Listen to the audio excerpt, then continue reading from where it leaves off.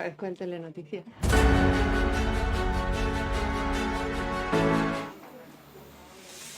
Bueno, buenas tardes. Les doy la bienvenida a la tercera sesión del ciclo Jano, el pasado mira al futuro. En esta ocasión me corresponde el placer y el honor de presentar a Maribal Gago Saldaña, profesora ayudante del Departamento de Filología, Comunicación y Documentación de la Universidad de Alcalá. Les digo que es un placer, en primer lugar, porque Maribal, si ella me permite la familiaridad, es una amiga, es compañera vocal de la Delegación de Madrid de la Sociedad Española de Estudios Clásicos, y además, bueno, nos unen bastantes intereses en común y bueno, es un placer trabajar con ella siempre está dispuesta a todo, pero bueno, que esto no es una semblanza. Lo que voy a hacer es presentárosla y por eso les digo también que es un honor contar hoy con ella, porque ante todo es una grandísima comunicadora. Ya la han visto en acción en otras ponencias aquí, por ejemplo, en el anterior, ¿no? En el precedente ciclo de conferencias, cuando nos habló de Diana y Calisto, del cuadro de Rubens que tenemos en el Museo del Prado, con ocasión de ese ciclo que seguro que se acuerdan, que parece que es hace millones de años, pero en realidad fue solo hace 2 ediciones, en el que conmemorábamos el bicentenario del Museo del Prado. Bueno, pues ella nos deleitó con aquella conferencia que deliciosa ante todo. Bueno, no solo ha dado conferencias en nuestros ciclos, sino que con frecuencia la invitan a participar en numerosos actos. Y uno de los últimos que yo sé que ha estado por ahí dando vueltas es en Vitoria.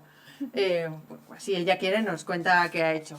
También ha sido editora del volumen correspondiente a ese ciclo de conferencias del Museo del Prado, junto a Rosa, que está por aquí. Fue también la editora y en realidad es el último volumen que hemos editado de las conferencias. Bueno, pues Maribal, gran trabajadora y gran conocedora del mundo editorial, pues ahí ha estado. Bueno, pues su principal línea de investigación, como posiblemente muchos sepan, es el estudio de los mitos y supervivencia en la cultura actual, y bueno, la desarrolla en parte en un proyecto que se llama Mitocracia Cultural, que dirige el profesor Álvarez Ezquerra. Con lo que, bueno, yo creo que es una gran conocedora de la importancia que tiene el mundo clásico para entender la actualidad, con lo cual creo que era obligado que estuviera en este ciclo de conferencias que tiene por objeto justamente eso, que veamos cómo el mundo actual, cómo el mundo clásico nos permite entender el mundo actual y cómo hay una estrechísima relación entre ambos. Bueno, como es una mujer muy prolífica y quiero que en realidad disfruten de lo que nos trae, simplemente les voy a nombrar algunas de los trabajos que ha realizado para que vean que este tema en concreto, la presencia el estudio de la figura de las mujeres en el mundo clásico, lo lleva muy trabajado desde hace mucho tiempo, y no solo las figuras femeninas, cómo se manejan en el mundo clásico, cómo se comportan, sino también la violencia que sufren por ser mujeres, única y exclusivamente por eso, y lo que llamamos violencia de género, vaya. Bueno, ha publicado capítulos como, por ejemplo, Mujeres míticas en mosaicos hispanos, Diana y Calisto, Divino Morotismo, en este volumen del que ella misma era editora, que ya hemos hablado. Una conferencia interesantísima, qué pena que todavía no nos conocíamos, o sea, sí que nos conocíamos, pero estábamos ahí un poco que 2020, pues imagínense en qué momento nos pilló. Representaciones de las Amazonas, de la Pentesilea de Ezequias a la Wonder Woman de Jenkins. Esto es, vamos, un lujo. La insumisión de Penélope, es todo tan sugerente que no sé con qué quedarme. Participa en numerosos encuentros, como se pueden imaginar, además de organizar un estupendo... Bueno, me estoy hablando así un poco y quedándome con un montón de cosas de conferencias que ha dado, que, bueno, por por no abrumar, pero es increíble esta señora. Un cineforum aquí en la Fundación Pastor que se llama Mujeres Míticas y que tuvo lugar en 2019, bendito año. Participa con asiduidad en las postales de verano. La última edición nos habló de locura, pecado y culpa en la mitología clásica. Ha impartido seminarios de formación del profesorado sobre violencia de género en la mitología y en la cultura clásica para el gobierno de Navarra en este año. Como ven, creo que no podríamos contar con nadie mejor para que nos hablara de esto. Y por último, y no por ello menos relevante, una de las últimas cosas que le ha tocado celebrar es que el Consejo Social de la Universidad de Alcalá ha premiado su labor de divulgación y le ha otorgado el galardón correspondiente al ámbito de humanidades dentro de los premios de transferencia del conocimiento en su 16ª edición, ya me parece que era. Este galardón no es solo para ellas, lo ha compartido con otras profesoras, pero una de ellas me ha comunicado directamente que, bueno, que si no llega a ser por la profesora María del Val, que esto no saldría adelante. Han hecho la 9ª edición ya, están organizando la 10ª, si no tengo malas referencias. Y bueno, sí, de estos encuentros míticos, encuentros internacionales, espacios míticos de la Universidad de Alcalá, encuentros internacionales de la mitología. Y va desde 2013, que fue la primera edición, hasta 2021, que ha sido la última, pero como les digo, esto tiene pinta de que va a durar más y así lo auguro y seguro que con muchos más galardones. No sé ya qué más decir, o sea, yo lo que, como les digo, espero que disfruten muchísimo de su conferencia, creo que va a ser muy interesante. El tema no puede estar más de actualidad, ya saben las noticias mismas de ayer, y bueno, creo que solo ella nos va a poder deleitar y explicar bien cómo funciona todo esto. Muchas gracias, Maribal, te doy la palabra. Gracias, Berta. Caramba, es que se nota mucho el afecto que nos tenemos y es cierto que contigo sí que se trabaja bien y además es que no dejas de proponerme cosas interesantes, no te puedo decir que no, así que gracias por todo, Berta, y gracias también a mis compañeros de la Delegación de Madrid, de la Sociedad Española de Estudios Clásicos, que han tenido a bien pues dejarme hablar una vez más en este ciclo de conferencias. Gracias a todos y sobre todo gracias a todos ustedes, los que están en la sala, los que están al otro lado de la pantalla, cosa que no deja de inquietar.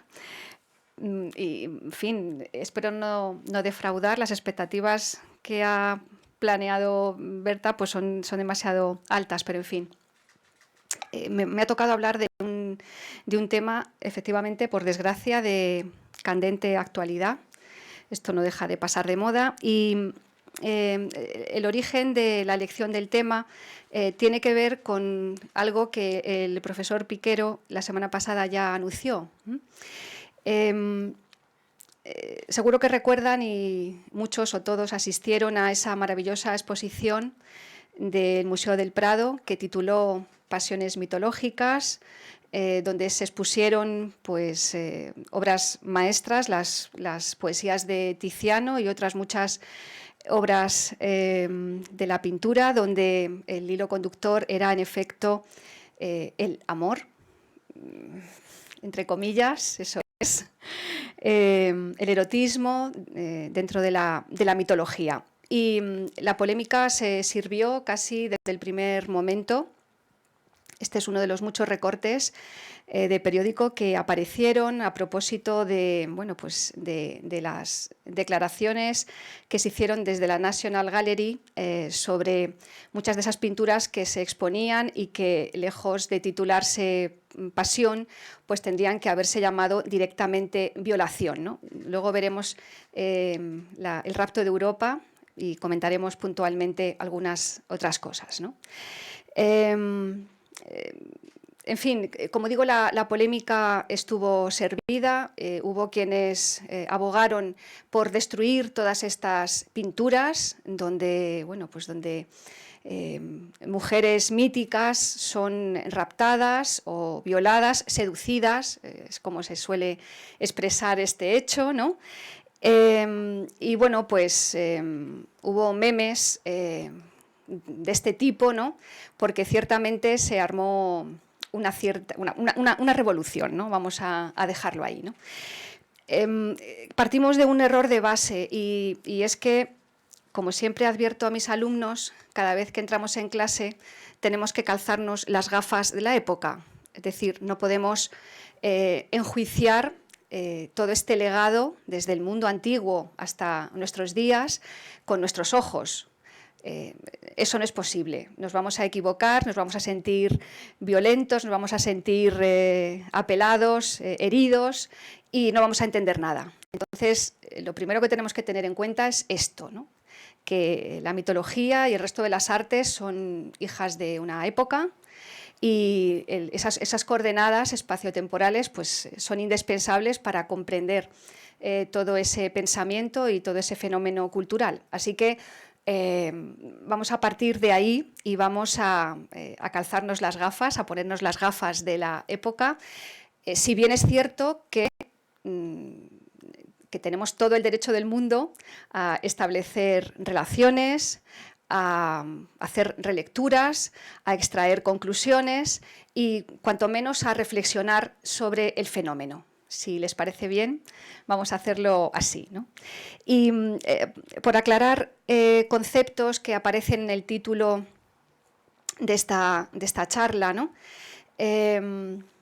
Vamos a definir, o lo va a definir el Diccionario de la Lengua Española, lo que es violar, que en su segunda acepción dice tener acceso carnal con alguien en contra de su voluntad o cuando se haya privado de sentido o discernimiento. Y vamos a ver que dentro de la mitología clásica hay ejemplos para todo esto y para mucho más, ¿no? En cuanto a raptar, porque ciertamente también es uno de los términos que más se utilizan, ¿no? Cuando se habla de estas pasiones míticas, ¿no? Bueno, en su segunda acepción, fíjense que se aplica, se aplica directamente a un hombre que se lleva a una mujer violentamente o con engaño, que esto me interesa mucho cuando hablemos de Zeus, ¿no? Júpiter. Así que, teniendo en cuenta este marco teórico, que por supuesto en la puesta por escrito de esta conferencia pues quedará mucho más definido. Ahora simplemente quiero trazar unas cuantas líneas. Vamos a manejar también el término violencia de género. Evidentemente esto es un constructo moderno que no existía en el mundo antiguo, bueno, y prácticamente tampoco en nuestros días, me voy a explicar. Y es que el Diccionario de la Lengua Española aún sigue sin incluir este concepto. Y de hecho la Real Academia ha declarado que no lo plantea incluir hasta el año 2026, que es el año en el que saldrá la nueva edición del DELE, ¿no? Del Diccionario de la Lengua Española.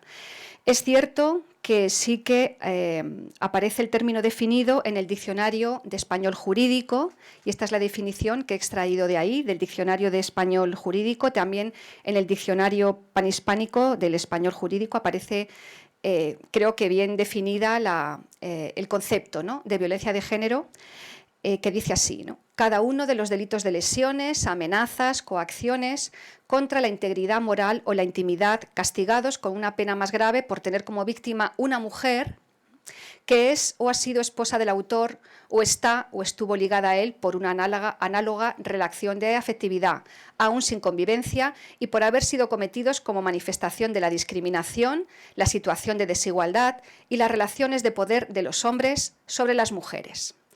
Ciertamente aquí sí que tenemos una definición, creo que muy concreta y que atiende a diferentes aspectos sobre lo que hoy se conoce como violencia de género, pero vean que siempre desde el punto de vista penal, ¿no? Se define como un delito. y además un delito sobre la mujer. Entonces, este término, en principio, ha de aplicarse únicamente de los hombres hacia las mujeres. Evidentemente, esto es una cuestión que nada tiene que ver con, digamos, con la biología, es un constructo, como les decía antes, más social que otra cosa, ¿no? Y es que los mitos también responden a esto.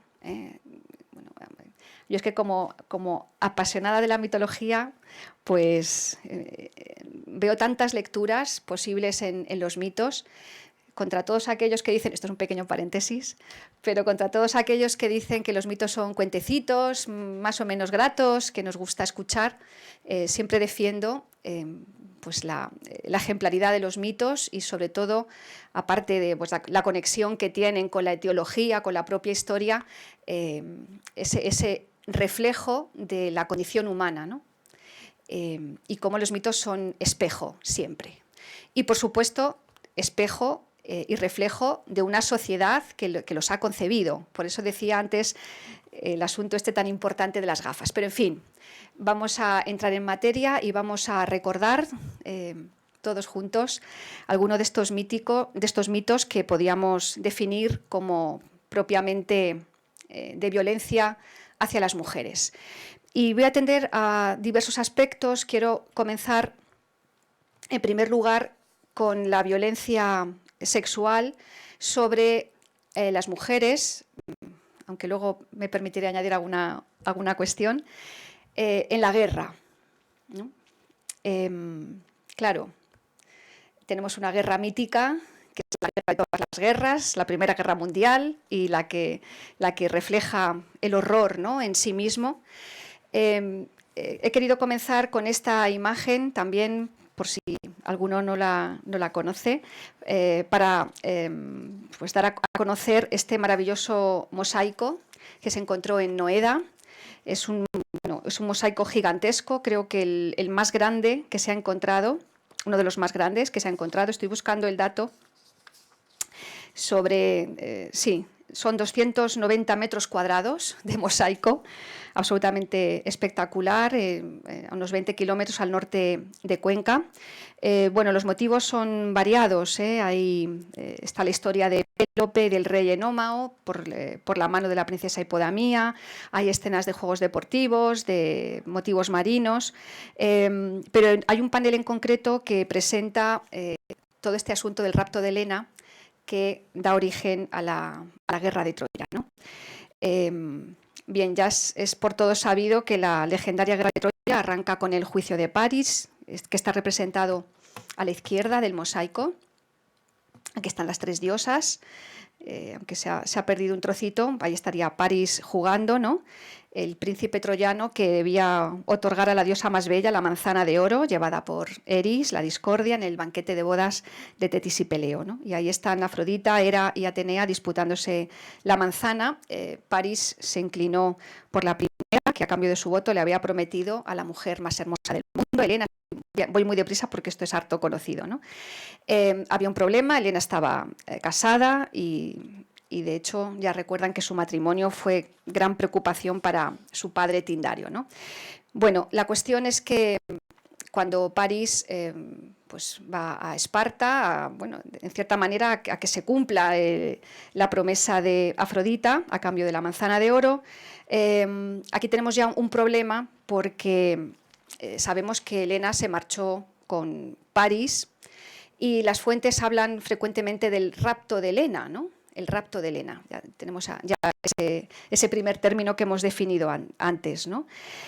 Hay muchas variantes en el mito, y me gustaría hacer un pequeño repaso porque si bien se dice de manera extendida que Helena, instigada por Afrodita, se enamoró de París y huyó con él voluntariamente, existe otra versión según la cual Helena no correspondió a los requerimientos de París y se llevó a Troya, según unas versiones, solamente un fantasma con la forma de Helena. Esta es la versión que sigue Eurípides en su tragedia, Helena. Pero incluso en la primera de las variantes, la de la huida voluntaria, en última instancia es la diosa Afrodita y no la propia Helena la culpable de todo ello, ¿no? Y recordamos que en la Odisea Helena le dice a su esposo Menelao: lloraba el error que Afrodita me inspirara al llevarme hasta allí de este suelo querido en el cual me dejaba mi hija, mi lecho y mi esposo, no inferior a ningún otro hombre en figura ni ingenio, ¿no? En fin, quiero decir que aunque no hubiera fuerza de por medio, Helena no fue libre para acompañar a París, ¿no? Fue la diosa Afrodita la que le obligó de alguna manera a ello, ¿no? En el mosaico de Noeda, aquí tienen un detalle, ven cómo París está sujetando de la muñeca a Helena, ¿no? En un gesto que podríamos calificar de cierta violencia, aunque sí que tenemos que aclarar que podemos también pensar en una convención iconográfica que figura la unión nupcial, ¿no? Como todos conocen, ¿no? Un símbolo de que, en la que de alguna forma el novio se apodera de la novia, ¿no? Menciono unas palabras de Isabel Rodríguez, que estudia la iconografía de Helena, ¿no? Este gesto pasaría luego a la tradición romana, donde es conocido como la dextrarum iunctio, unión mediante la cual la mujer pasaba de la potestad paterna a la de su marido, aunque en Roma el gesto o rito de las manos de los desposados es más una verdadera unión que una toma de posesión como lo fuera en Grecia, ¿no? En efecto, entre los griegos y esencialmente en Esparta existió el matrimonio por rapto, en cuyo ceremonial el novio tomaba en brazos a la novia para llevarla a la cama mientras ella simulaba ofrecer resistencia. Lo revelador es que se convierte en ritual lo que es herencia de un hecho cierto. No sé si la idea se ha entendido. Creo que sí, ¿no? La unión por rapto, ¿no? Entonces, esto con respecto a las versiones que hablan de que Helena pues, fue más o menos voluntariamente y no con violencia, aunque también conviene recordar que Helena ya era una experta en raptos, ¿no? Cuando era prácticamente una niña fue raptada también por el gran héroe Teseo, que junto con su amigo pues, había decidido tomar una esposa divina, ¿no? Hija de Zeus. Así que, como bien se muestra en esta iconografía, Teseo y Pirito se están jugando a los dados a ver quién se queda con la niña Helena. O sea que, como ven, Helena está ya relativamente acostumbrada a que la rapten y a que hagan de ella pues, lo que sea, ¿no? Sobre todo los artistas del barroco se quedan con la versión de la violencia más explícita.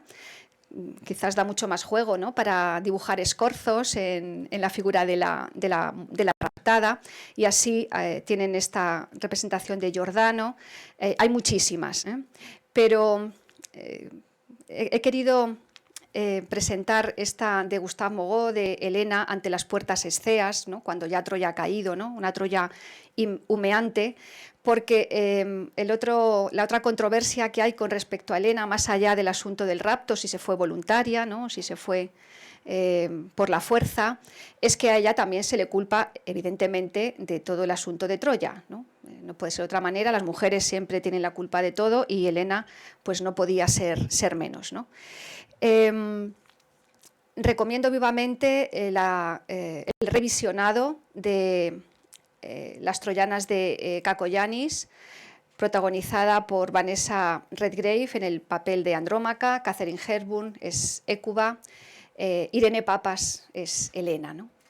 Y en Las troyanas de Caco Yanis se reproduce maravillosamente bien la tragedia de Eurípides y ese momento en el que Helena culpa a los dioses, Afrodita en concreto, de todo el desaguisado, ¿no? Y Hécuba, con bastante poca sororidad, por cierto, la reconviene convenientemente diciéndole que que los mortales siempre tienden a culpar a los dioses de todo, ¿no? Y hace ese juego de palabras entre Afrodita y Afrosine, ¿no? En la insensatez de los humanos, y no, en fin, es esta la culpa y no la diosa Afrodita, ¿no?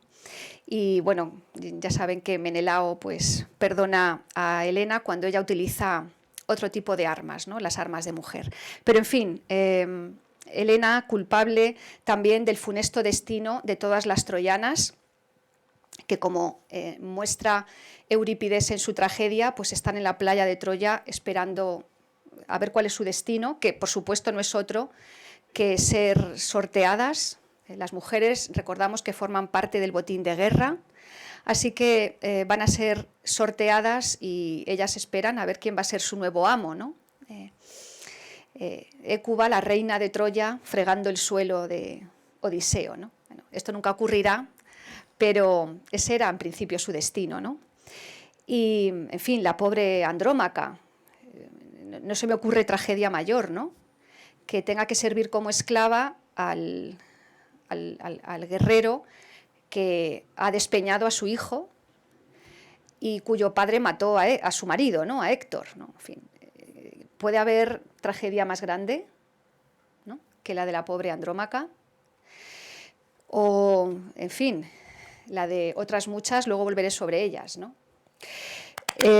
Estos son unos poquitos ejemplos para llamar la atención sobre un hecho que hasta hace bien poco no ha sido considerado un crimen, ¿no? La violencia sexual, la violación como arma de guerra, ¿no? Últimamente estamos más sensibilizados a este respecto, ha habido exposiciones recientes, pero quisiera llamar la atención sobre este hecho. Ya nos compadecemos, ¿no? Cuando leemos las tragedias de Eurípides, ¿no? Y nos ponemos en la piel de las mujeres troyanas sorteadas y convertidas en esclavas, por supuesto, esclavas sexuales también, ¿no? Y sin embargo nos damos cuenta de que hasta hace bien poco la violencia sexual, que ha sido utilizada como arma de guerra durante siglos, apenas ha sido reconocida como un crimen, insisto, ¿no? en este hecho. Hay una mención a la violación en la Cuarta Convención de Ginebra en el año 49, pero no es hasta junio de 2008, siglo XXI, hasta que el Consejo de Seguridad de la ONU adoptó una resolución, la 1820, que señalaba que la violación y otras formas de violencia sexual pueden constituir crímenes de guerra, crímenes de lesa humanidad o un acto constitutivo con respecto al genocidio. 2008. ¿De acuerdo? Como digo, fue esta la primera resolución en la que se reconoce la violencia sexual como táctica de guerra, que además ya saben que se utiliza de forma sistemática para lograr fines militares o políticos y bueno, se recurre a ella de manera oportunista, escudándose en la impunidad que ha gozado hasta el momento. Quiero decir con esto que estas mujeres troyanas sufren esta suerte en consonancia también con la consideración que se tiene de las mujeres en la época, ¿de acuerdo? Las hemos equiparado a un trípode o a una armadura, formaban parte del botín de guerra, acuérdense también de Briseida, por ejemplo, que desencadenó toda la Ilíada, pero ciertamente esta es la consideración que tenían las mujeres en la época, ¿no? Hasta que Aristóteles ya se plantea que las mujeres no tengan alma siquiera, ¿no? Y estamos en el siglo IV, pues tampoco debería sorprendernos tanto. Quizás lo que nos sorprenda más es que este tipo de crímenes no se contemplen hasta el año 2008. Y voy a pasar a otras cosas porque me parece tremendo, ¿no? No sin antes recomendar una lectura que quizás ustedes conozcan, El silencio de las mujeres, de Pat Barker, que se editó hace un par de años, donde la autora pues, ofrece una mirada diferente sobre la Ilíada, justamente una mirada desde las mujeres, ¿no? Desde las víctimas, ¿no? de la guerra, no solamente, esto ya lo veía Eurípides, ¿no? las víctimas de la guerra no son solamente los soldados caídos, sino fundamentalmente las mujeres y los niños, ¿no? Bueno, sobre la violencia hacia los niños, eso ya es otro capítulo tremebundo al que ya nos dedicaremos. Vamos a volver a esta situación que también podemos relacionar con los matrimonios forzosos, donde, como escribo aquí, hay 12 millones de niñas cada año son casadas antes de los 18 años, ¿no? Es otro tipo de violencia sexual en el contexto bélico, porque este estudio se hizo fundamentalmente sobre niñas refugiadas de la guerra de Siria en el Líbano. En fin, eso es otra historia que desarrollaré en la parte escrita, pero ahí queda, ¿eh? O sea, quiere decir que estamos en lo mismo, estamos en lo mismo, aunque parezca mentira, ¿no? Recordamos otro ejemplo claro, ¿no?, de la guerra de Troya y la desdichada Casandra. Ella que todo lo sabía porque tenía el don de la profecía, pero que no podía hacer nada por evitarlo. Evelyn de Morgan la retrata así, ¿no?, desesperada. En fin, estas mujeres tan preclaras y tan clarividentes, evidentemente son tachadas de locas, ¿no? Entonces, bueno, pues, en fin. Y la iconografía pues, nos la presenta también en ese trance cuando Troya cae y ella se aferra a una estatua de la diosa Atenea, se refugia en un altar de Atenea.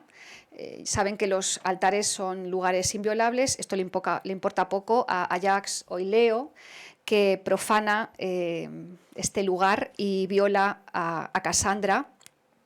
Esto es una representación moderna del 19, en fin, vean el trípode por los suelos y ella, bueno, pues intentando protegerse, ¿no?, bajo la estatua de Atenea, por supuesto, sin conseguirlo. Le recomiendo la lectura de la Casandra de Christa Wolf y bueno, pues otro destino terrible, porque después de ser violada por Ajax Oileo, Casandra corresponderá como botín de guerra ni más ni menos que Agamenón, ¿no? Y sabiendo además todo lo que le va a pasar cuando llegue a Micenas. Existe un síndrome, el síndrome de Casandra, también ha dado nombre a una patología, ¿no? Cierro aquí todo ese capítulo relativo a la violencia en el ámbito de la guerra, aunque hay muchos ejemplos, pero creo que con esto es suficiente. Y voy a hablar ahora de ejemplos que podríamos catalogar de violencia en el ámbito doméstico y que afecta incluso a los propios dioses, ¿no?, y a los más importantes de los dioses, ¿no?, a Zeus y a Hera, a Júpiter y Juno.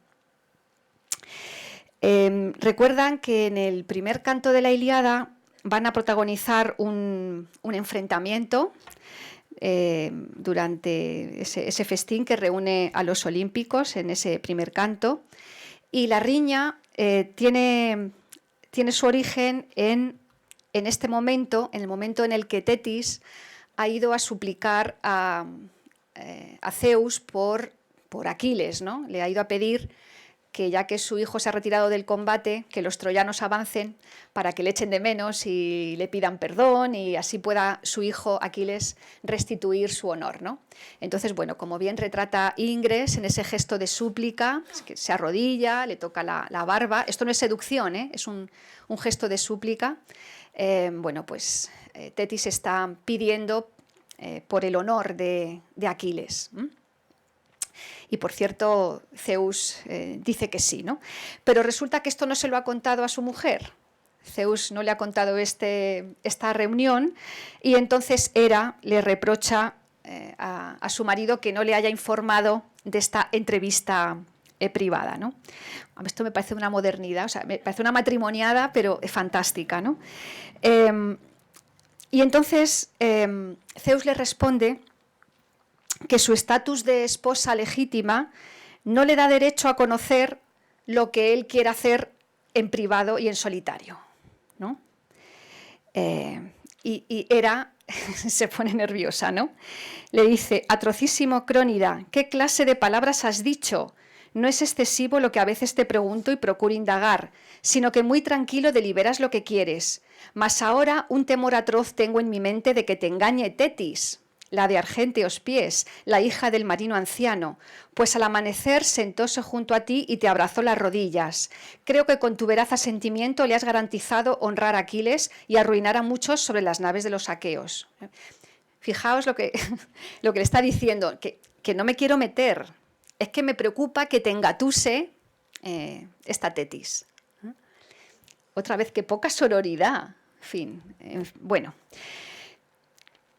Y es que Hera no se calla. Hera, aunque es el prototipo de la esposa legítima, no se calla, no ofrece a su esposa una lengua silenciosa y un aspecto sereno, que es lo que tienen que ofrecer todas las mujeres de aquella civilización hacia el esposo, ¿no? Y Zeus se pone nervioso. Voy a volver sobre esta preciosa pintura de Barry, donde hay más, en fin, hay una guerra de sexos, vamos a decir así, que luego voy a describir. Bueno, la cosa es que Zeus le dice lo siguiente: desdichada, siempre sospechas y no logro sustraerme a ti. Nada, empero, podrás conseguir sino de mi ánimo estar más apartada. Y eso para ti aún más estremecedor será. Si eso es así, es porque así me va a ser caro. Mas siéntate en silencio y acata mi palabra, no sea que ni todos los dioses del Olimpo puedan socorrerte cuando yo me acerque y te ponga encima mis temibles manos. Está claro, ¿no? En fin, creo que incluso en esta unión legítima, por excelencia de Zeus y Hera, aparece institucionalizada la violencia, ¿no? La amenaza del esposo sobre la esposa. Y este es el texto más antiguo de Occidente y con el que se educaron generaciones y generaciones de jóvenes, ¿no? En fin, Zeus, el juez supremo, se muestra incapaz, esto es una lectura personal, claro, se muestra incapaz de reconducir verbalmente un conflicto, una situación de conflicto, ¿no? Sin amenazar, ¿no? Él amenaza con el uso de su descomunal vía, ¿no? De su descomunal fuerza física, ¿no? O sea, lo que nuestros parámetros éticos calificarían como claramente violencia de género, además en el ámbito familiar, ¿no?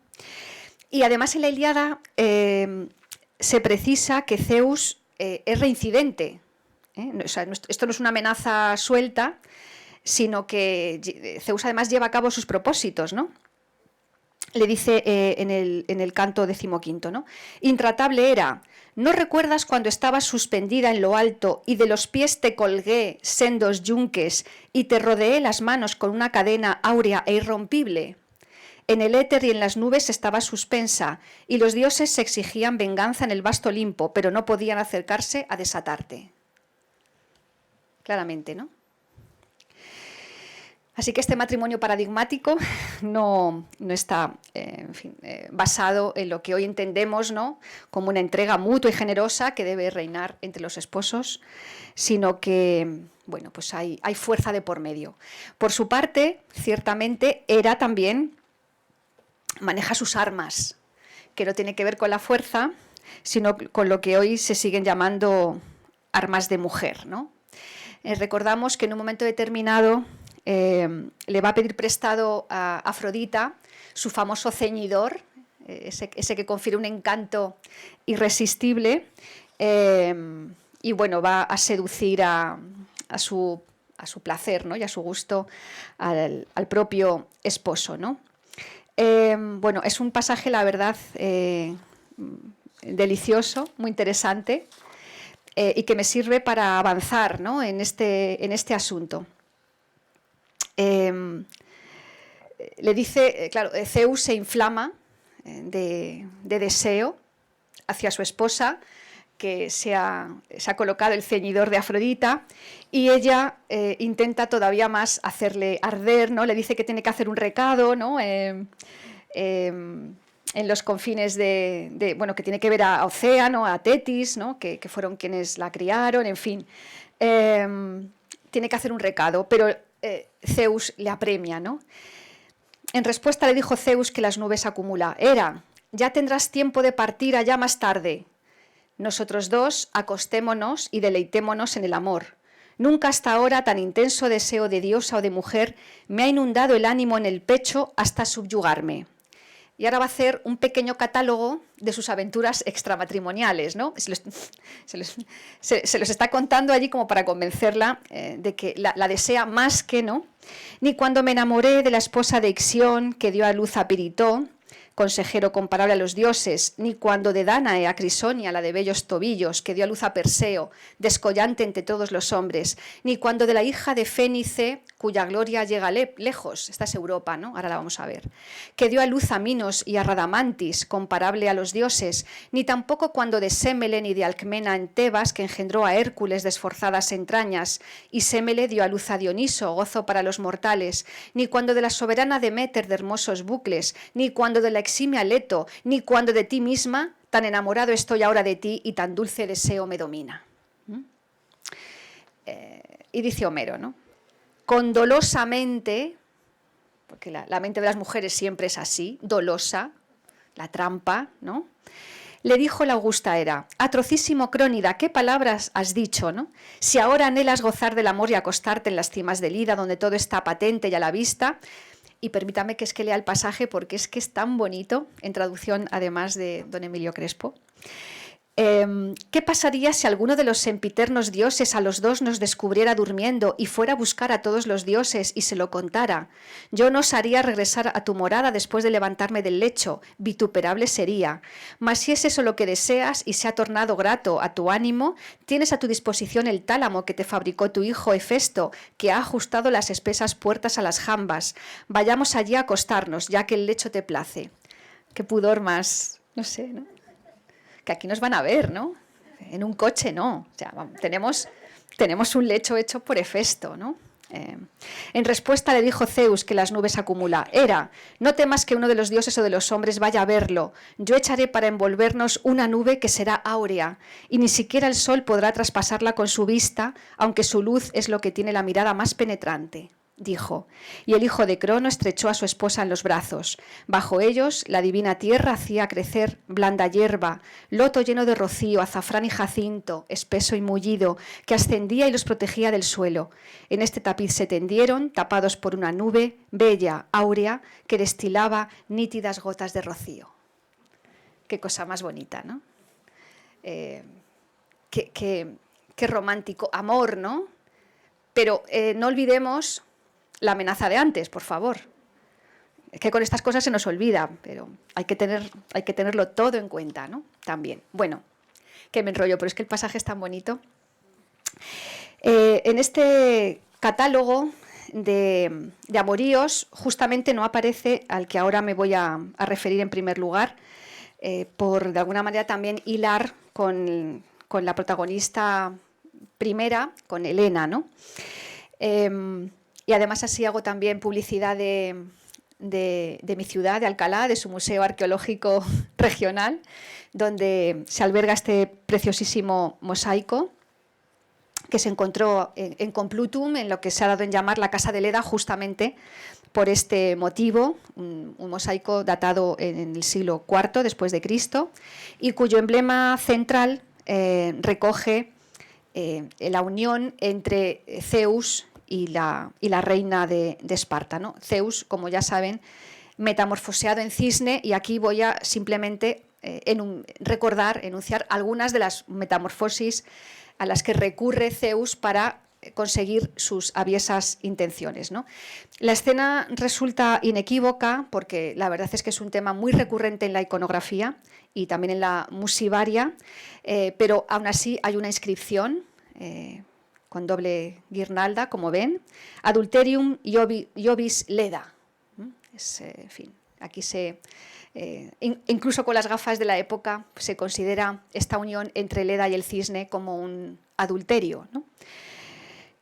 Leda, en efecto, fue una de las múltiples aventuras extraconyugales de Zeus, Júpiter, que desde luego hace honor a su título de padre de dioses y hombres, ¿no? Porque engendra una cuantiosa descendencia.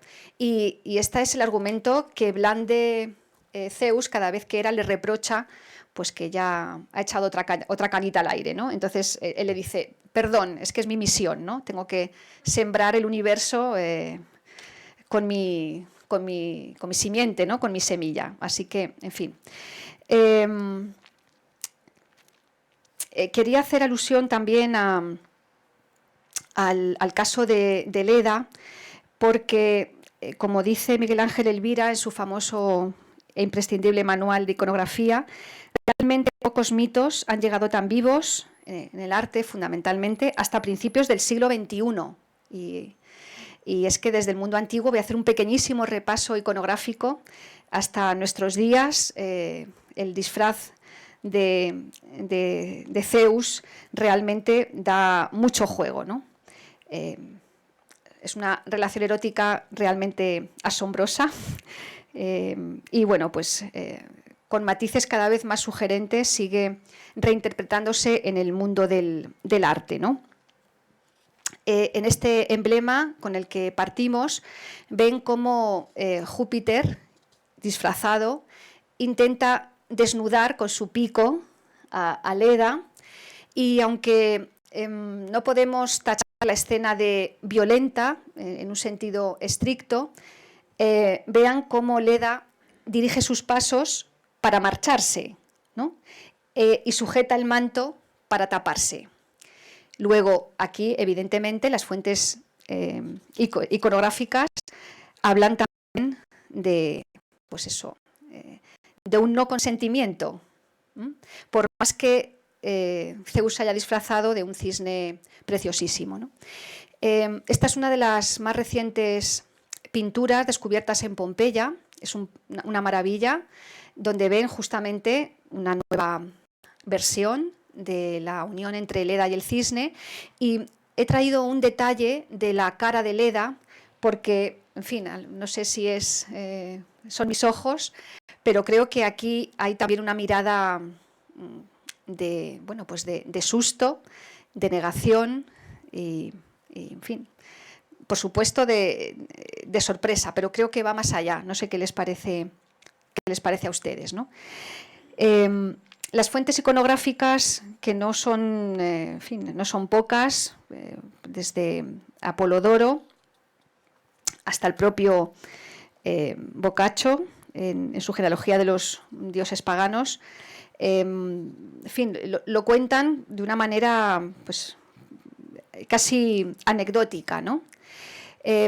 Pero creo que con el paso del tiempo y en este proceso iconográfico que quiero mostrar, los artistas creo que también se van sensibilizando con respecto a la unión entre Leda y el cisne. Bueno, esta es una de las más conocidas, esta copia de Miguel Ángel, muy elegante.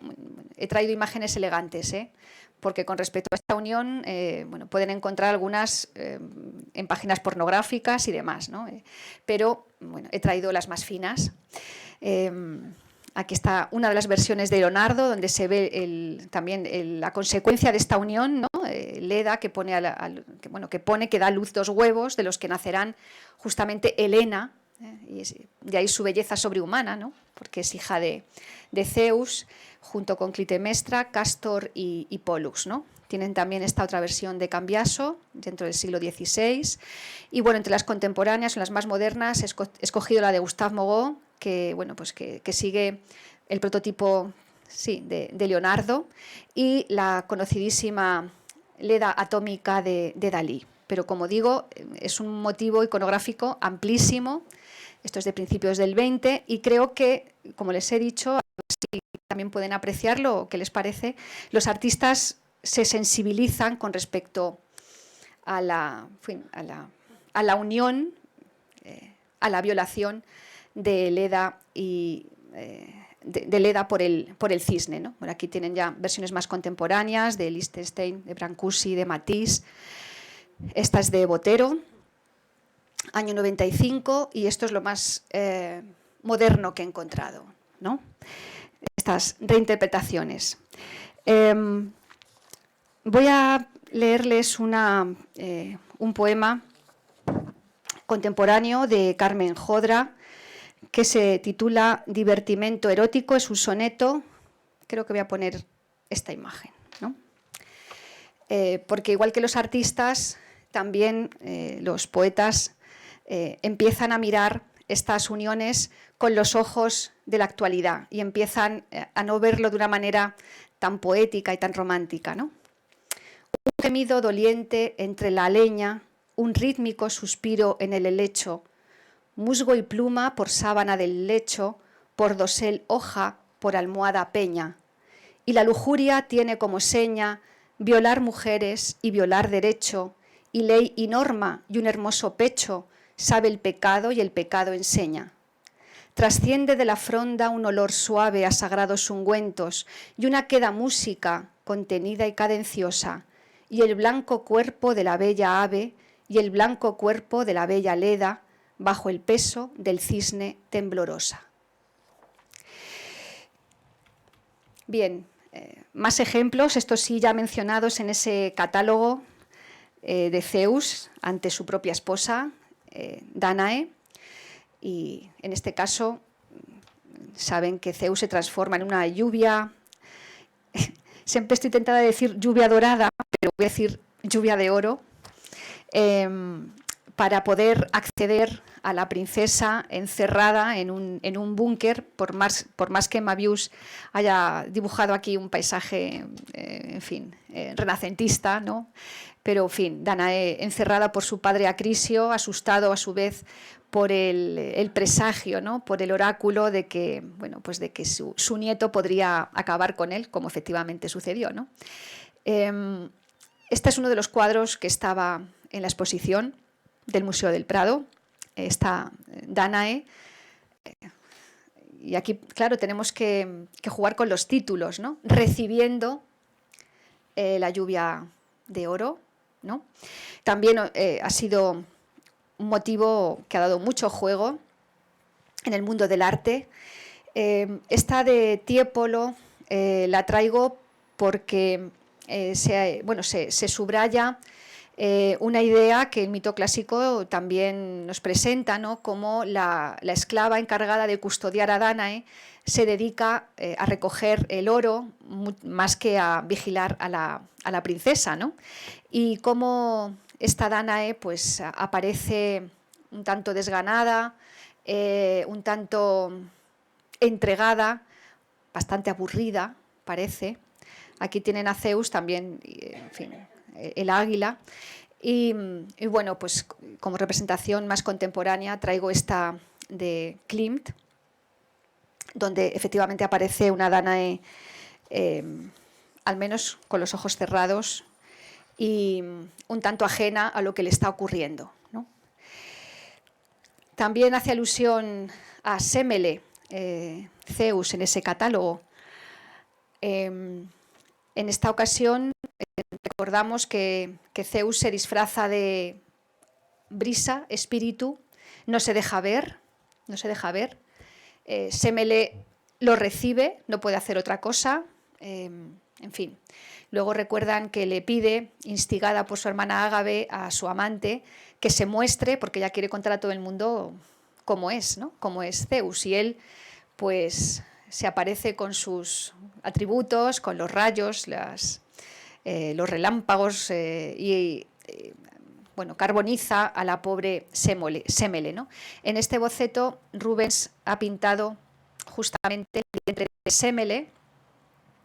Ella ya se hallaba encinta cuando muere y en este prodigio de nacimiento, bueno, esta es una versión de Gustave Moreau, de nuevo.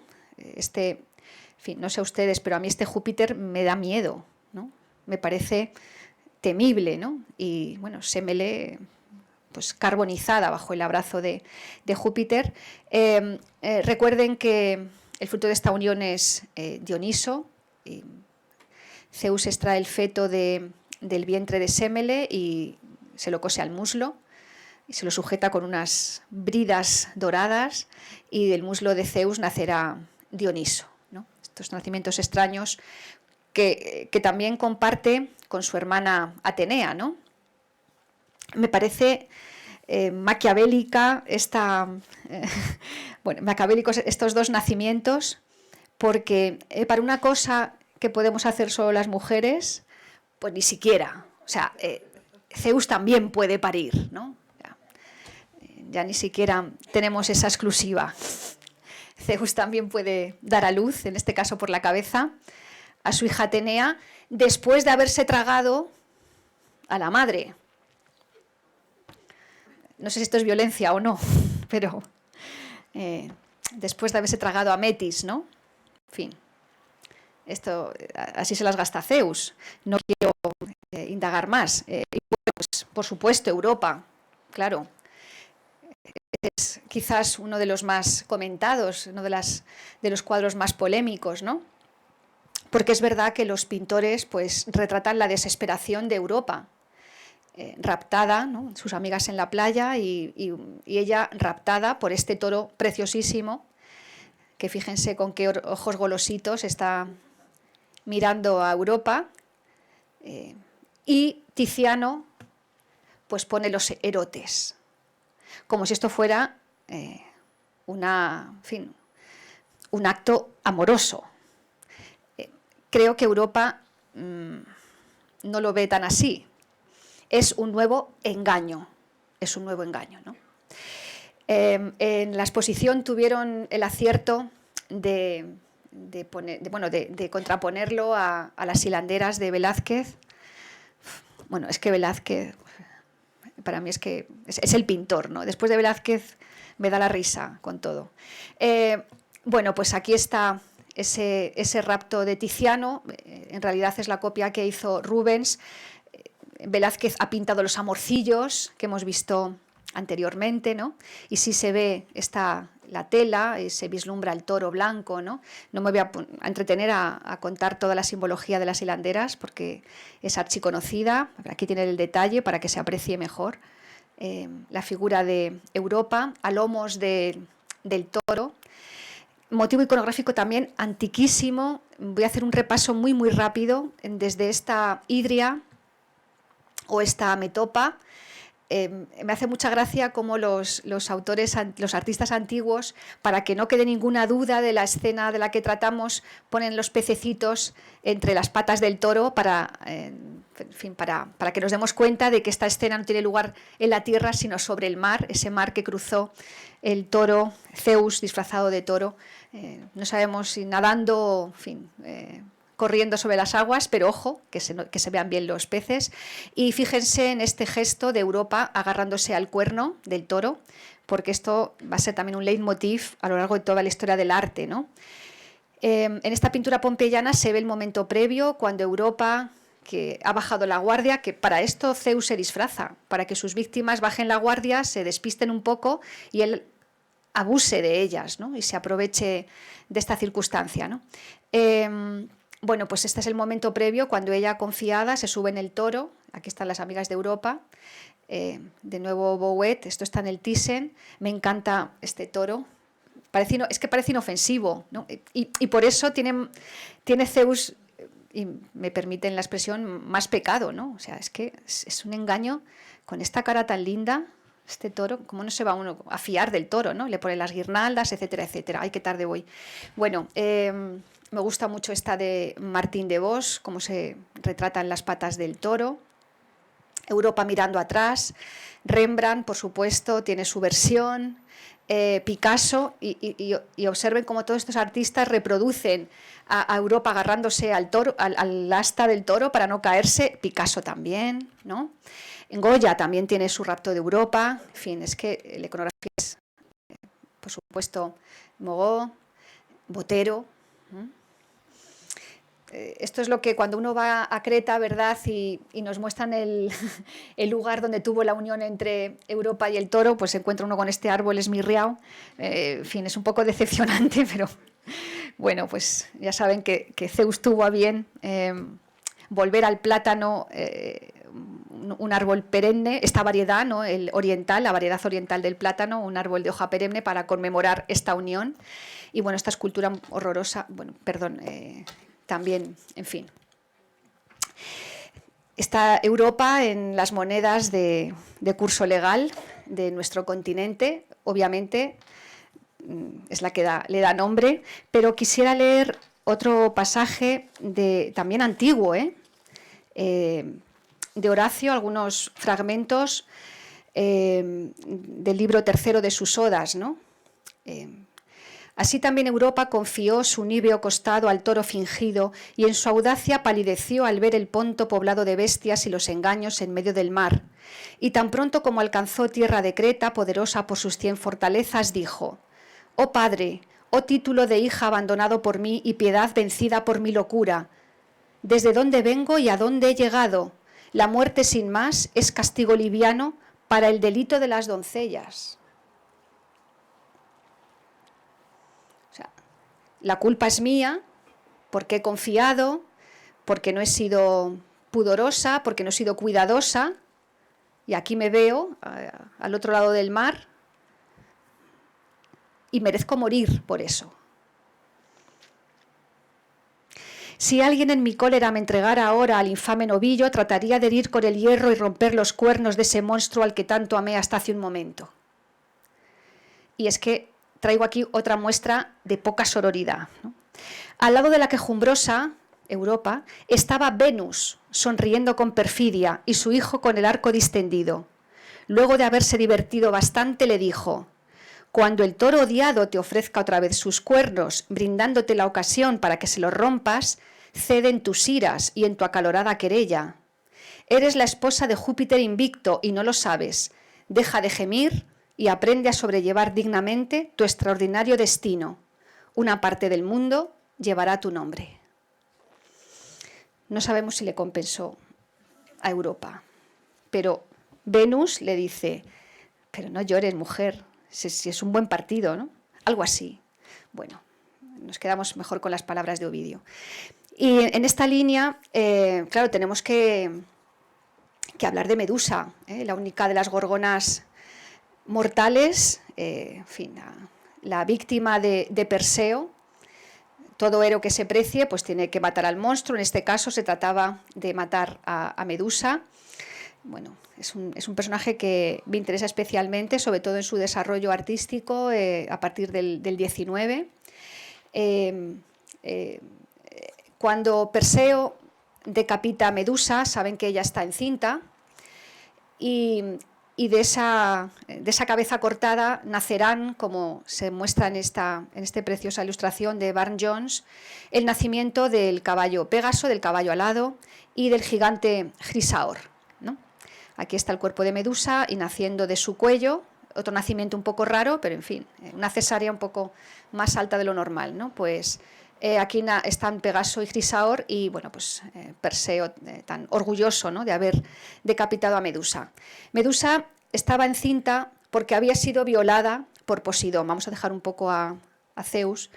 Quiero decir que no es cosa exclusiva de Zeus y de su argumento, poblar el mundo con su semilla, sino de todos los dioses. Es práctica habitual de todos los dioses, ¿no? Medusa había sido violada por Poseidón en el templo de Atenea y Atenea había convertido a Medusa en un monstruo. Además, Medusa tiene un pelo precioso y Atenea castiga a Medusa.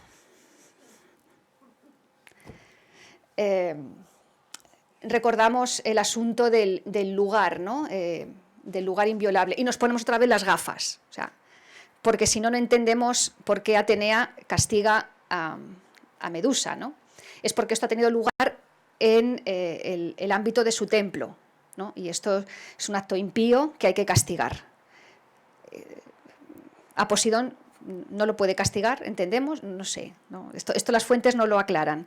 Sí que sabemos que Medusa pues, ve su cabellera transformada en este amasijo de serpientes. Por supuesto, el Gorgoneion ha sido motivo iconográfico preferido por los artistas del barroco, por razones obvias. En fin, son escenas gore de lo más interesantes. Cada serpiente es de una... En el caso de Rubens, cada serpiente es de una especie distinta. Parece que Rubens se basó en el famoso catálogo de la Farsalia, ¿no? De las serpientes de la Farsalia. Esto es otro asunto, ¿no? Pero en fin, pues Caravaggio, el propio Bernini, nos muestran la cabeza de Medusa decapitada. Me encanta, bueno, von Stuck en general y esta Medusa en particular, con ese poder, recordamos, ¿no? de poder petrificar. Y de nuevo aquí hay un ámbito, un arma de mujer, ¿no? Antes nos hemos referido a las de Hera, ¿no? La mirada que te deja de piedra, ¿no? Y hay, en fin, hay erotismo aquí. Pero en fin, a lo que iba es a que, bueno, pues por mucha gracia que nos haga, ¿no? Que la especie animal se llame así, Medusa, y se vea muy bien reflejado el asunto del cabello, y que Versace ha tomado a Medusa como su logo, y bueno, pues todo el mito teológico en cuanto a los corales, ¿no? Teñidos con la sangre de Medusa, pues estamos en lo mismo, ¿no? Cuando se produce una violación, resulta que la culpa puede ser de muchos factores que van más allá del propio violador, ¿no?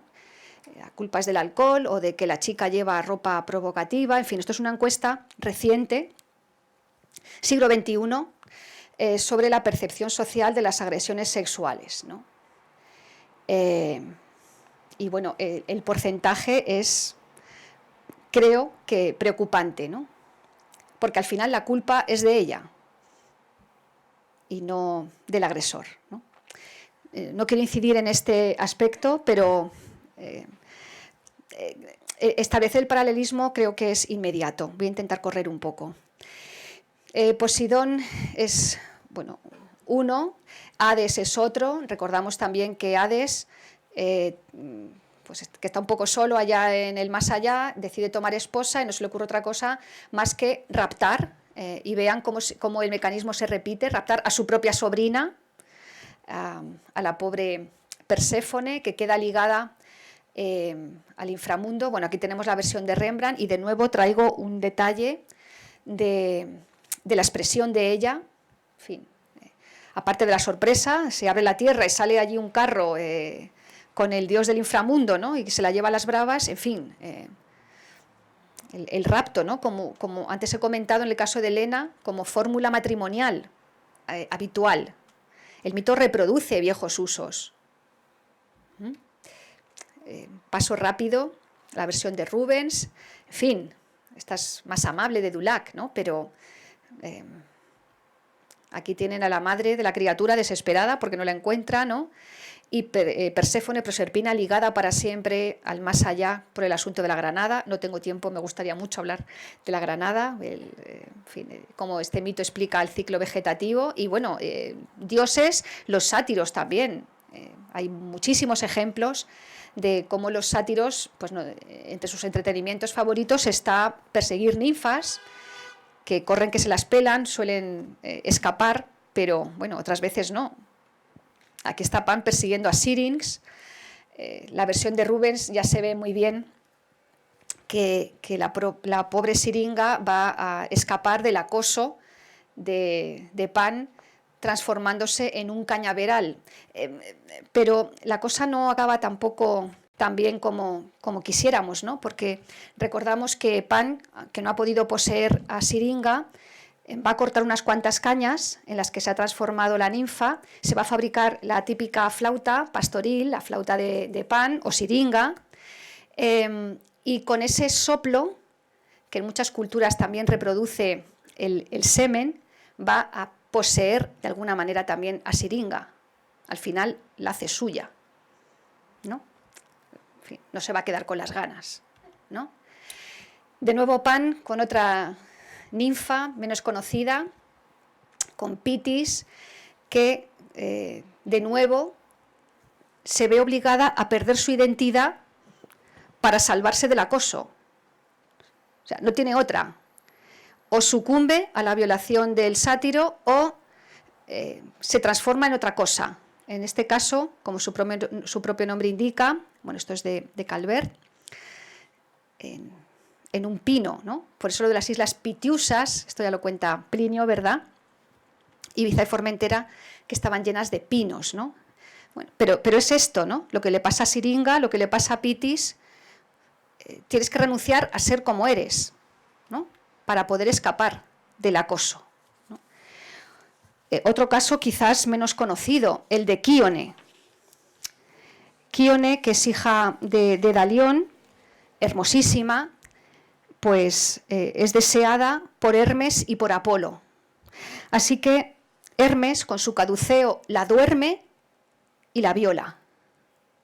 Antes hemos visto lo que se considera violación, ¿no? Cuando la persona no es consciente, a lo mejor porque está borracha o porque se ha dormido, ¿no?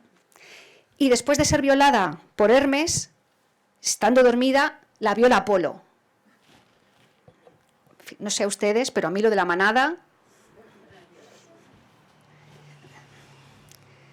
que luego Quíone va a dar a luz de Apolo a Filamón, un poeta ya divino, y de la parte, claro, porque va a quedar encinta de los dos, ¿no?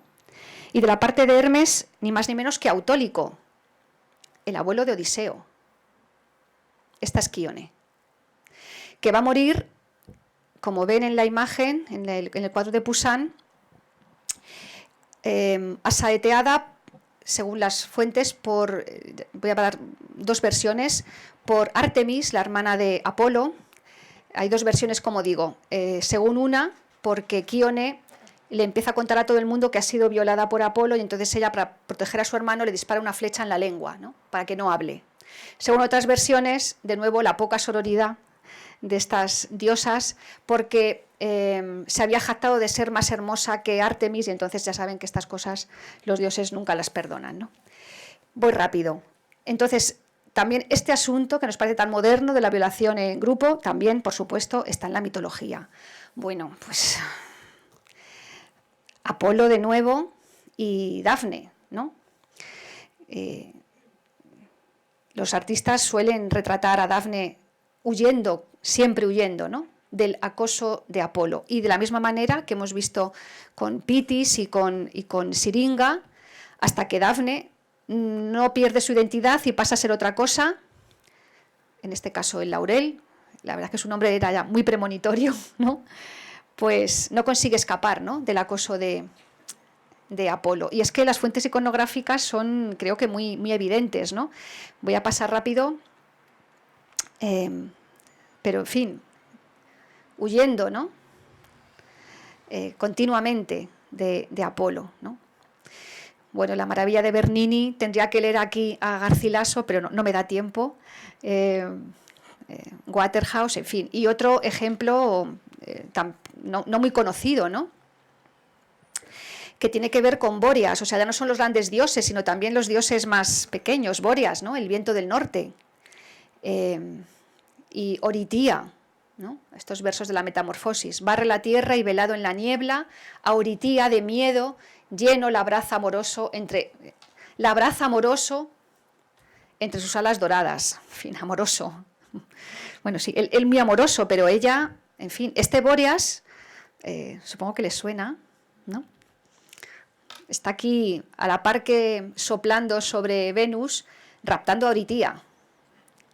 Que nos conste. En fin, es todo muy bonito, el nacimiento de Venus, las florecitas, pero atención, Bóreas. Creo que el gesto es claro, ¿no? El rapto, una vez más, ¿no?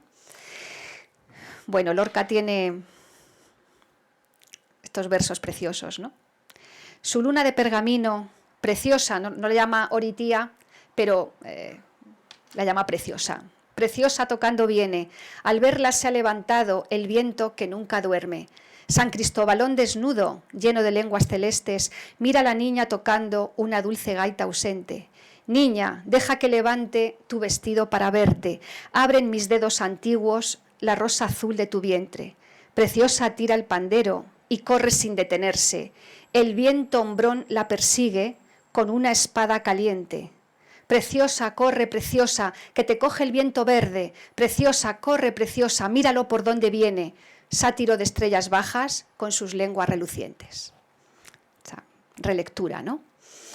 Y este Bóreas de Waterhouse, aquí no aparece el viento alado, llevándose por los aires a Oritia, pero bueno, pues creo que Waterhouse hace una relectura también interesante y amable, ¿no?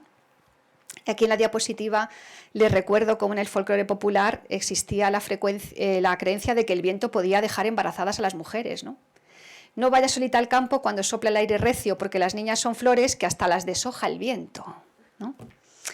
Y bueno, pues hay otros mitos, el de las yeguas lustanas de Olisipo, que estaban preñadas, ¿no?, por el céfiro o el Favonia y engendraban potros muy veloces, aunque de corta vida, ¿no?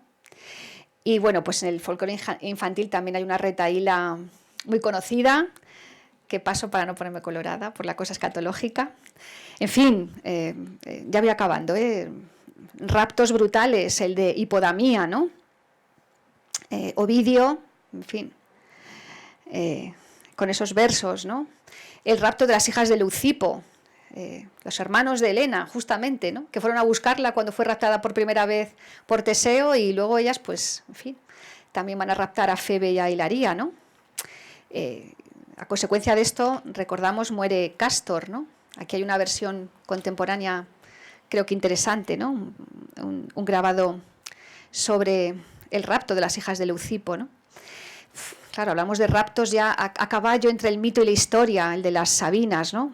Este grupo maravilloso, escultórico, el famoso cuadro de David, este de Francisco Pradilla, menos conocido, pero donde, bueno, pues donde, en fin, se habla de esta violencia, ¿no? Y bueno, en 7 novias para 7 hermanos nos hace mucha gracia, ¿no? Pero bueno, observen el cartel, ¿no? De nuevo volvemos a esos raptos matrimonios por la fuerza, en fin, y la peli pues nos hace gracia, ¿no? Quiero acabar con un par de casos, hay más. Iba a decir curiosos, pero no tanto cuando uno es consciente de que en la mitología está todo. Todo lo que nos podamos imaginar lo recoge el mito, ¿no? Lo que nos parezca más moderno, ¿no? La transexualidad, recordamos a Tiresias, la intersexualidad. Este es el famoso mito de Hermafrodito, ¿no?, el hermoso hijo de Hermes y de Afrodita, que suscitó el interés erótico de una ninfa de Salmacis. Recordamos que él se estaba bañando, esto lo cuenta muy bonito Ovidio, ¿no? Yo, en fin, le remito al pasaje de las Metamorfosis, ¿no? Bueno, pues Hermafrodito estaba bañándose y la ninfa del lago Salmacis, se prenda de él y, bueno, y se aferra a él. En fin, es un caso de acoso de ella hacia él. Esto no sería violencia de género, porque ya hemos visto que según el Código Penal, la violencia de género se circunscribe del hombre hacia la mujer, pero la mitología también contempla acoso y violación de mujeres hacia varones. Qué maravillosa la mitología, es que está todo, ¿no? Esto es otro asunto para otra sesión sobre la violencia sexual sobre hombres. No en estos ámbitos domésticos, sino en prisiones, también en la guerra, en fin, esto es otro asunto, ¿no?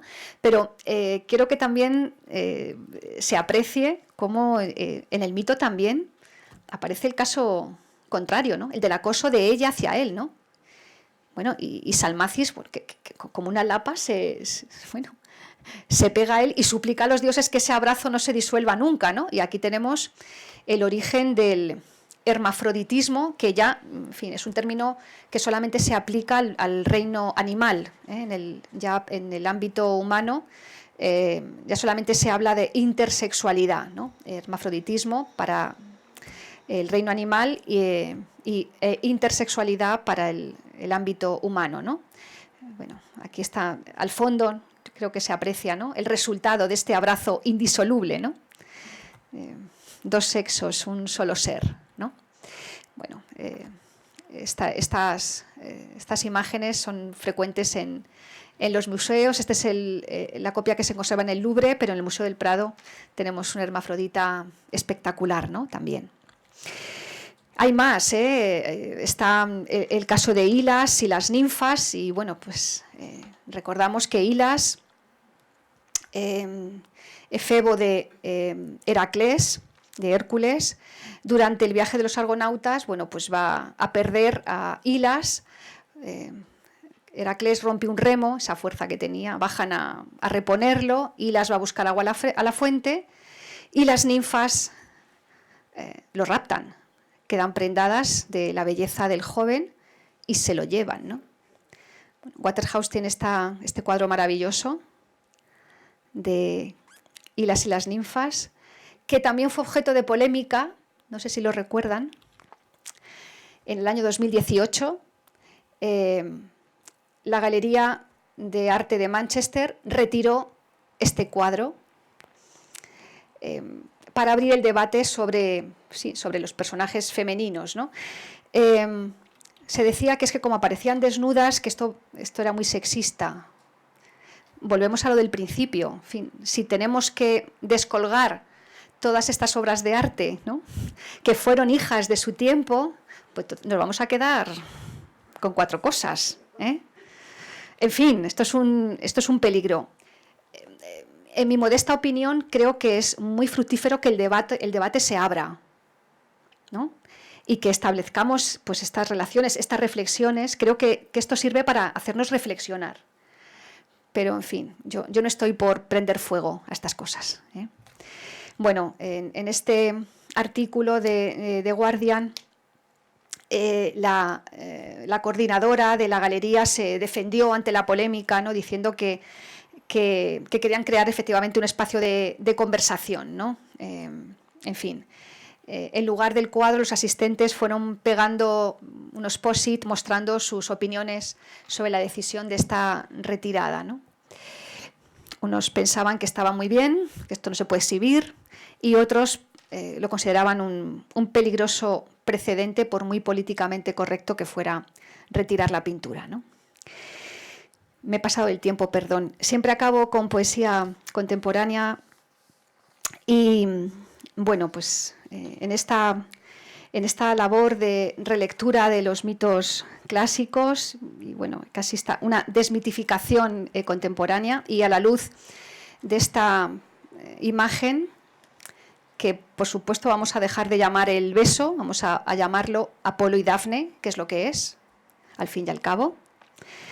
Voy a leer un pequeñito poema de Víctor Botas que se titula Padre Apolo y que dice así: para ti, pobre imbécil, tan délfico y profético y tan vástago de Zeus y qué sé yo qué otras cosas. Para ti, pobre imbécil, insisto, pobre imbécil, el abrazo de Dafne nunca fue más que un temblor sombrío de laureles. Muchas gracias.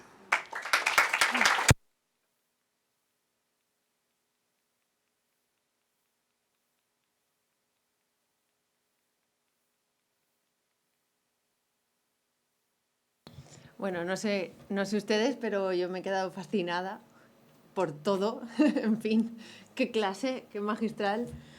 Cuánto hay que aprender sobre interpretar las cosas en su justa medida, ¿no? Y aprender también a colocar cada cosa en su tiempo, en qué momento fue creado, qué querían decir cuando se hizo, y poder también bueno, pues abrir un debate, tener espíritu crítico y saber interpretar y, bueno, aprender de todo ello, ¿no? En este sentido, creo que la conferencia de Maribal ha sido absolutamente ejemplar. Hemos hecho un recorrido, si me lo permiten, muy doloroso. Yo no sé si habría podido hacerlo con tan buen gusto. Creo que mi ira habría salido en muchísimos casos.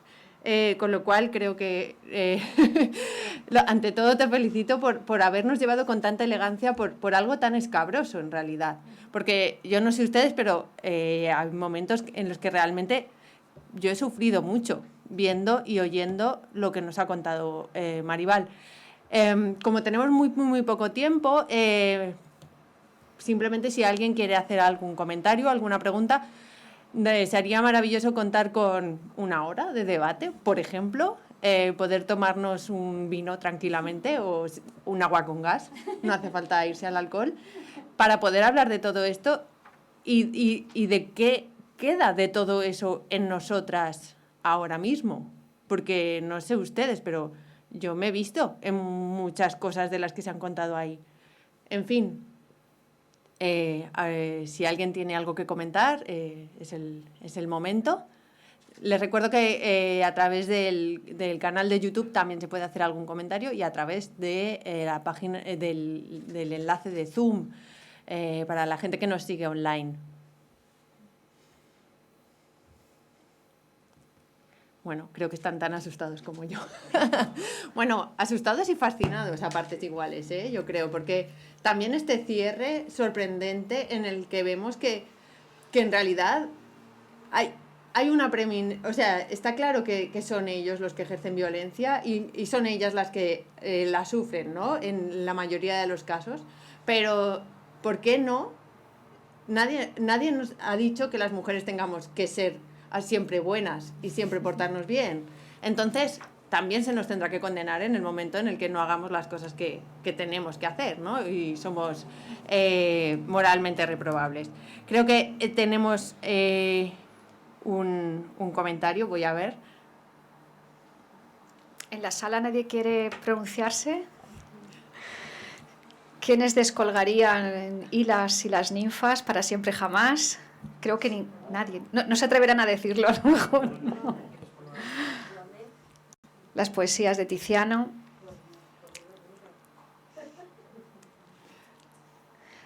¿Vieron la exposición del Museo del Prado? Sí, creo que todos.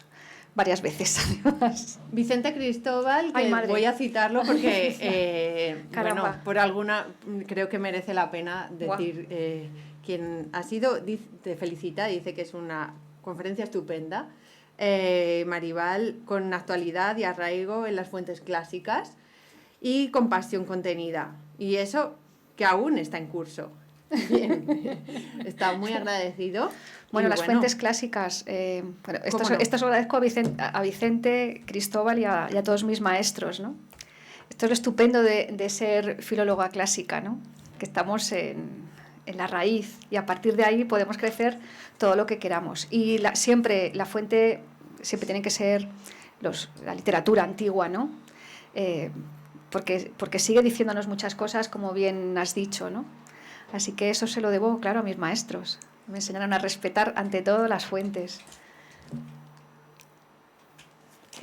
Tengo otro mensaje, me parece que va a haber furor hoy. Ojalá. Ojalá un poquito más de tiempo y puedas hablar de la granada de Perséfone. Nos hemos quedado con las ganas de fruta otoñal, en especial de granada. Sí, es que, bueno, Y si puedes comentar un poco la simbología, claro, nos piden. Mamma mía, es que depende si nos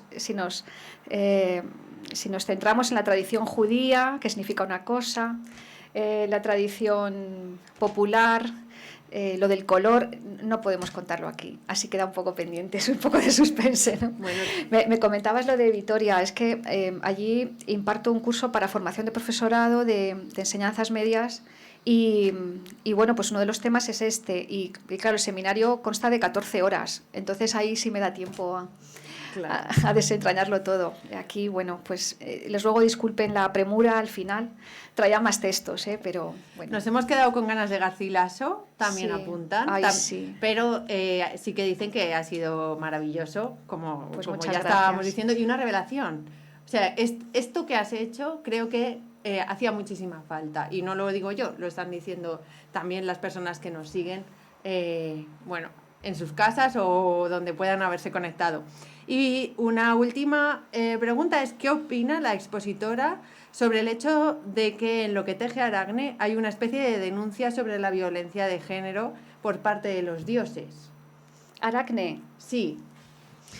Bueno, Aracne, como tantos otros personajes ejemplarizantes de la mitología, es un claro ejemplo de hibris, ¿no? Los que se rebelan contra los dioses, los que se jactan, los que se comparan con los dioses, ¿no? Y en este caso es una diosa, es de nuevo Atenea la que castiga a Aracne, ¿no? Porque a pesar de que Aracne demuestra que es tan buena tejedora, o a lo mejor más que la propia diosa, esto no lo puede consentir, ¿no? Una divinidad, porque uno de los mensajes claros de la mitología es que todos tenemos un lugar en el mundo y no conviene que nos extralimitemos. O sea, en la mitología, ¿no? Cuando explicamos esas sagas interminables genealógicas, no es con la intención de aburrir al personal, es para que nos demos cuenta de que hay un orden, hay una genealogía. Los hay que están arriba, los hay que estamos abajo, y lo de intentar escalar a toda costa acaba mal. Y este es el ejemplo, uno de los muchos ejemplos de hibris que representa Aracne, ¿no? Sí, a lo mejor tejía mejor que la diosa, que lo dudo, porque es que Atenea también es diosa de las artes manuales, es dudoso, ¿no? Pero encima que construya un tapiz justamente con los amoríos de su papá, en fin, un poco de descaro, ¿no? Estas cosas... Hay que tener cuidado con estas cosas, ¿no? Porque el castigo llega. Entonces, ciertamente, Aracne es un claro ejemplo de hibris y del castigo que conlleva, ¿no? Pero es Atenea, ¿eh? Es una diosa. Entonces...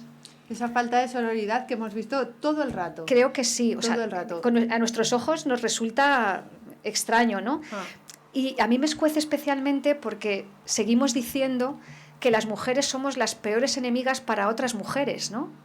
Se sigue diciendo esto. Oye, a mí me escuece esto. A mí me fastidia. Bueno, creo que esto lo podrías recoger un poco para la versión quizá escrita. Sí. Y bueno, la sugerencia también de que expliques por qué la ausencia de suplicantes, pero igual lo podemos dejar también eso para la versión escrita porque igual necesitamos otra conferencia entera. Claro, he cogido algunos ejemplos, ¿no? Claro. Pero es que son tan abundantes, además en los diferentes ámbitos que he intentado exponer, ¿no? En el contexto de la guerra de Troya, todo lo relativo al engaño, al disfraz por parte de Zeus. Y luego, bueno, pues estos ejemplos de acoso, de persecución física de todos los dioses. O sea, no es cosa simplemente del padre de dioses y hombres, es que son todos ellos, ¿no? Incluso, como he subrayado, no son los dioses principales, que son superpoderosos, ¿no? Es que son los sátiros, es que es el viento, es que, en fin, lo son todos, ¿no? También como muestra, ¿no? de una realidad. Obviamente el mito siempre refleja una realidad, ¿no? Bueno, creo que tenemos que ir cerrando, desgraciadamente. Yo me quedaría horas aquí hablando con Aníbal, yo también. Pero bueno, creo que tengo el privilegio de poder hacerlo de vez en cuando. La acosaré por WhatsApp a preguntas hasta que me bloquee. Si no les importa, voy a ir cerrando porque me imagino que la gente tendrá ganas de irse a su casa, sobre todo los que están trabajando. Y antes de nada, antes de cerrar, les invito a la conferencia que tendrá lugar el miércoles que viene, que correrá a cargo de Juan Luis Conde, profesor de la Complutense, que nos hablará de imperialismo y política lingüística del latín al inglés. No sé ustedes, pero yo no me la voy a perder. Y sin más, bueno, pues que pasen muy buena tarde. Gracias. Muchas gracias a todos. Gracias.